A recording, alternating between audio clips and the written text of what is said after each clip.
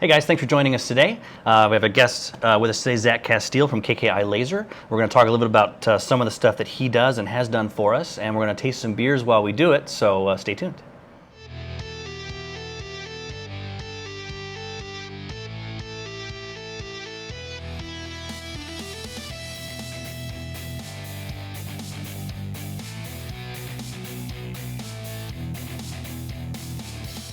All right, Zach, well, before we get started, I figured we should start with a beer. We've got Joe Max, which is a coffee stout from Wren House. I don't know if you've had this before. I have not. And you did ask me a good question. Is it on nitro? I don't know. And it's from Press, so it's local coffee as well. Oh, yeah. That's it. Very cool. Let's get this thing open. It is not on nitrogen. I didn't hear that hiss. I'm going to put that right there. All right. Cheers. Thanks for joining us today. Absolutely.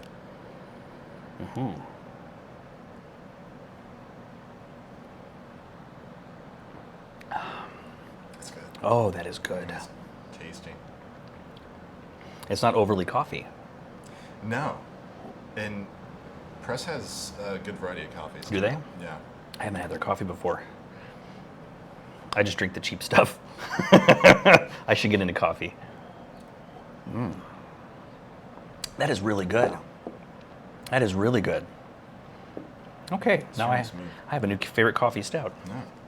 Thank you, Wren House. That was awesome. All right, let's talk about KKI Laser. I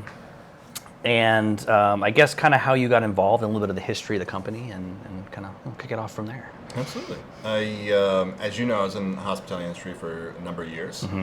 As we both were. And, yes. Yes. And ultimately wanted to try something new. Wanted to try something on my own, something that I'm going to put my blood, sweat, and tears into and really get equity out of.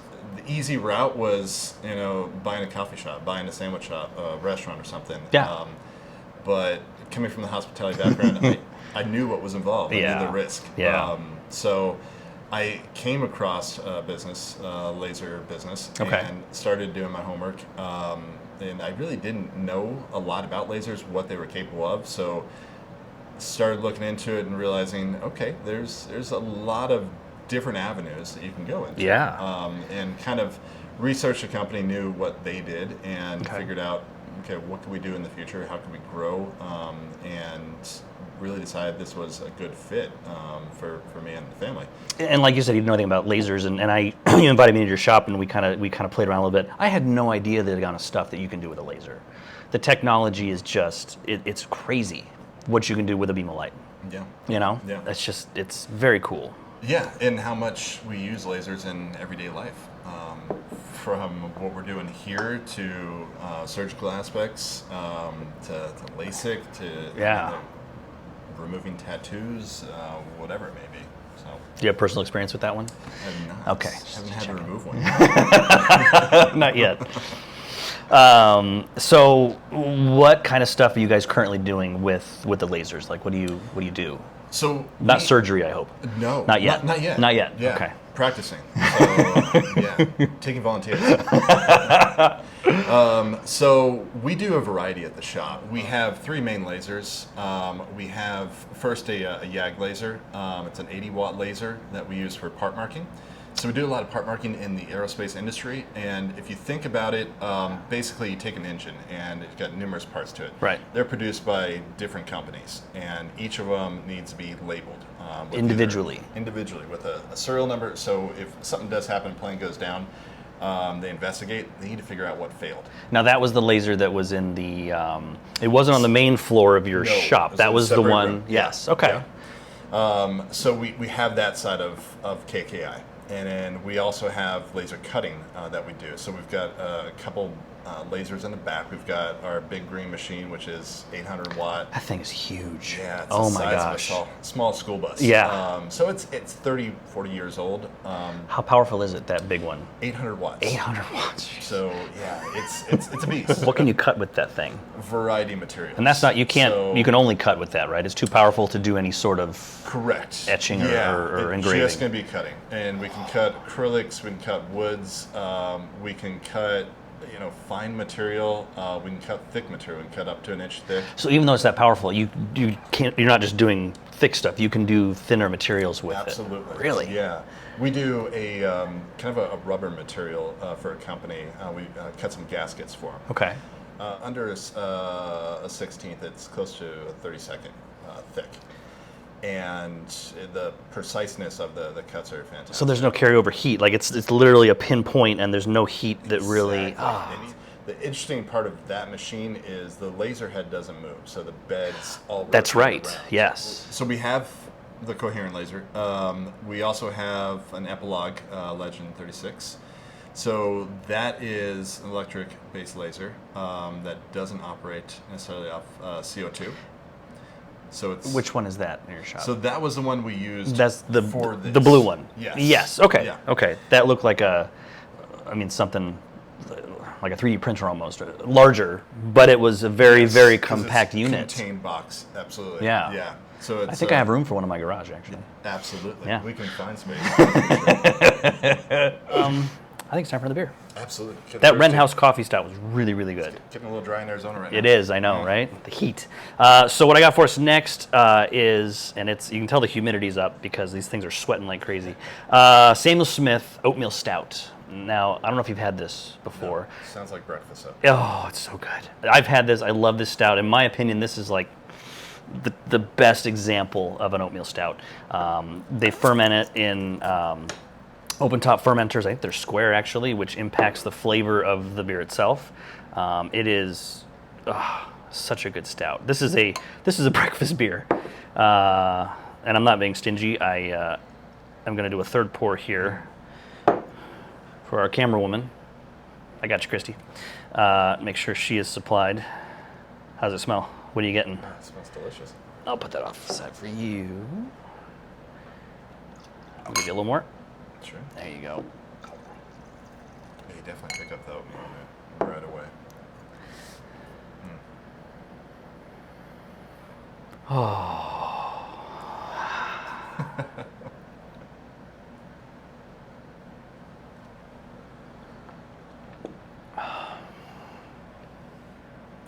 It's like a meal in a glass. Good. Isn't that good? Yeah, it's good. Smooth. It's creamy. Yeah.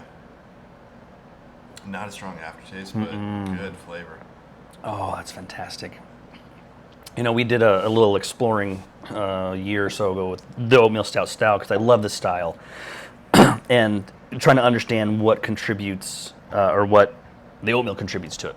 Okay. It doesn't really contribute a lot of flavor, but it does contribute mouthfeel. And so we had done a couple of variations on it, and one of the times we ended up putting an excessive amount of oatmeal. We'll just say that. And it was not a good idea. No. That beer, when it finished, it had mouthfeel. I mean, it was greasy, oily, like it was not a thing of beauty. So, yes, you can add too much oatmeal to a beer. So is it a difficult beer To make? to kind of figure out? It's Or is it just not. finding that balance? It's finding the balance. It's not really, because it's a darker beer, so there's a lot of flavors going on. So with the roastiness, it's a little bit more forgiving. Getting the balance of the oatmeal without impacting the flavor in a negative way. Once you get dialed in, it's really not that difficult. We were just going for something extreme, like, well, what happens if we put 3 pounds of it in there when it should be half a pound? Oh. So what's one of the more delicate beers to brew? The more challenging beers are the lighter ones. So your lagers, your pilsners, they require a colder fermentation temperature and more time. And because there's less kind of going on from a flavor standpoint, you're really highlighting more of the yeast flavor. So anything in your process that's bad or wrong or not quite right, and if you mistreat the yeast, those flavors carry over. Okay. So those are very difficult styles to do. The ales are a little bit easier. The darker beers are very easy. IPA is usually pretty good because you're hopping the crap out of it, which helps. But yeah, Okay. I love a good oatmeal stout, and like I said, this is like, I think that's like the perfect example of how it should be done. It's so good. And I know you've got a pretty good setup here, but in Arizona, there's got to be a lot of difficulties with brewing and There is. timing of the year you can brew. There's more of a season in Arizona for sure. Yeah, especially if you don't have the ability to keep your fermenters cool. You're really just summertime. You take a break. Yeah. A lot of brewers still do it if they keep their house cool enough and they can put it like in the closet and stuff. For what we're doing, because our batches are so big, we're outside. So, you know, we're good up to a point, but some of those brew days, it's just open flames, boiling liquids. It gets hot, really hot, and you're out. I mean, it takes dedication. It's 115 out, and you're brewing a batch of beer. Yeah. I find as I get older, I can't do that anymore. All right, so let's talk about lasers. So your blue machine, what is it called again? Epilogue. So, and that's what we did. Basically, all of kind of these are. You were playing around with it. So I think this was the first thing that you kind of sent to me. Absolutely, because you have a very complicated logo. So I was a little worried about when we etch out the details of it, if it's really going to carry, and what we might have to edit to it in order to make sure your image comes out how you wanted it. I was shocked, frankly, the level of detail in the Hop Sunrise. I was too, and it took a lot of editing on the computer to kind of really get it right. It was just the level of detail was incredible, and it was interesting too doing the glassware. So you know we've got our pint glasses that we've got that are it's up on our website. So we've got them for sale. Buy now. But we did a couple different samples and different size logos and stuff. But it was really cool to see the glassware, especially so like this kind of a pint glass, right? It's got that nice flat surface, and when you look at kind of the laser is like a printer going back and forth, and the glass just rotates under and it fires as it's etching. Right. So with the Epilogue and with lasers in general, you've got either a flat setting or you can have a rotary setting. So what we use on this is a rotary setting. Okay. So we put it on basically a surface that the laser and the computer are going to rotate it as it's moving. So the laser, the computer is telling it, okay, it's coming across. You want to think of it as kind of access points, as a grid. So you got your X, which is going to be your horizontal axis, and your Y axis. So the laser is coming across on the X, and the computer is telling it, okay, hit here, stop, hit, stop, as it's going, kind of pulling the material out. And glass is interesting because it's pulling some of the material away, but it's also doing microfracturing on the glass, which is causing the frosty look to it. Exactly. Okay. Yeah. Interesting. So, and what was kind of neat when we were doing this, so you've got, as it's rotating it, you have a relatively flat surface. And you mentioned earlier about the focal point of the laser. So getting into something like this, which not only is it curved this way, but it's curved this way. So trying to find that focal point to make sure the laser will etch, because we did a couple of them where the logo almost like disappeared, like half, the bottom half or the top half, where it was outside that focal length and it couldn't etch it. And then I think we were messing around too a little bit. You had some leftover acrylics, so we were doing coasters, which actually came out really nice. Yeah, I did like the look of it, and you actually made the recommendation that we do kind of a mirrored look. And so it prints on the bottom. Yeah, because we started with this side, which gives it a frosted look. Yeah. But from the reverse, you get the color of it comes through so much better. It does, actually, yeah, because otherwise flipped around, you can't really, I don't know if you can see that on camera, but it actually glows a little bit when it's flipped down.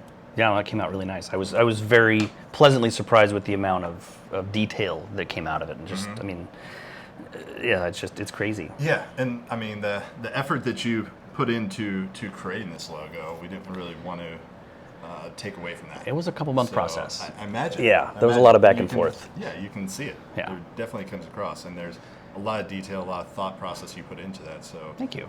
We want to make sure that came across, and so I did. No, it looks fantastic. It came out great. So one of the things I forgot to grab when it's the glassware, which was fun to engrave, was we actually took a stainless steel insulated tumbler just to see what the engraving would be on it, and it was really cool that the lasers don't impact stainless, or at least this particular laser doesn't affect stainless. Correct. Right? Yeah, there's certain metals that this particular laser is not going to touch. Now, like our YAG laser is going to penetrate a majority of metals. This particular laser doesn't have that power to do so. So with this tumbler, it's got a painted finish over an aluminum surface, like a brushed aluminum surface. So ultimately, we just took off that layer surface. of paint. Yeah. And again, your logo just looks so good on it. It was so pops crisp. I in could not believe detail. how crisp that came out. That was so neat. Yeah, I was extremely happy. And with the results on it did smoke a lot. I remember that. Yeah. I think we got some good video of that's that. Another reason for the ventilation. Yes. In those machines, Right. You want to make sure you're pulling that out. Especially with lead paint.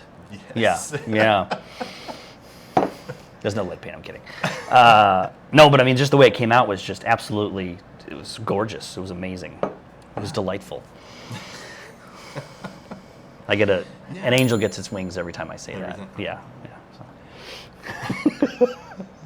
So, I mean, just looking at kind of what you can do with lasers, it kind of opens up my creativity of like what I want to do. Mm-hmm. Like I've constantly had people kind of coming to me, my parents out and about it, walk into a shop like, hey, look at this. I think it was done by a laser. Could you do it? Like, Yeah. it makes you want to experiment and try. So I would love to get to the point that we can kind of experiment more, get the bills paid, but also be able to be a little more creative on the side. I would love to maybe do some artwork with lasers. There's a lot of different acrylics out there, colors, everything and do some pieces and try it. I don't think people realize, I didn't realize how much you can do with the lasers. I mean, from cutting to engraving, and the surfaces react differently, and it's just, you suggested doing this, and I was amazed with kind of how it came out. But cutting boards or coasters or wedding invitations, like I never would have thought. I thought a laser would have, taken your little paper wedding invitation,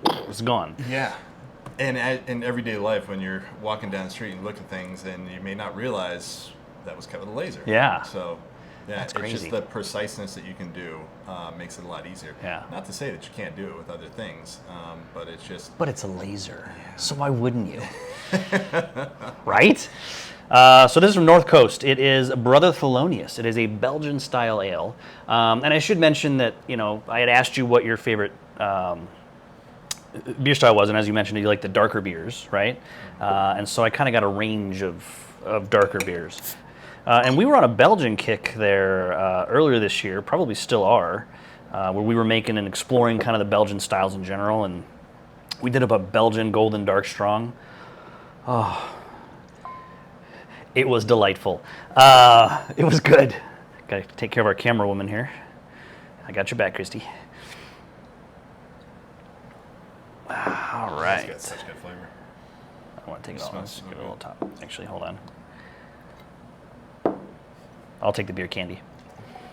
There we go. Unless it's filtered. What's your flavor? A lot of times, especially if they're bottle conditioned, the Belgians will have yeast at the bottom of the bottle. Oh. So I like to swirl it and get it in there, but I don't think that did. What's the purpose for it? The flavor. Okay. Just to keep the flavor in the bottle? Well, no, they bottle condition it, so they prime it, and they'll use either the same yeast from the original fermentation, or they'll actually put a fresh top crop yeast in there to carbonate it. Okay. And so the benefit of doing the bottle conditioning versus the kegging is that it goes through another little fermentation as it carbonates and the yeast settles out. It actually changes the flavor and enhances it. Gotcha. So bottle conditioned beers, which they don't do a whole lot of that anymore in general in the industry because it's not as shelf stable. Yeah. But the Belgian beers with that little dusting of yeast in the bottom, yeah. So this one, I don't know if they filtered it, but it was definitely not bottle conditioned, so which is fine. Nope, sorry, cheers. I'm not excited. I'm in the beer. I'm like, yes.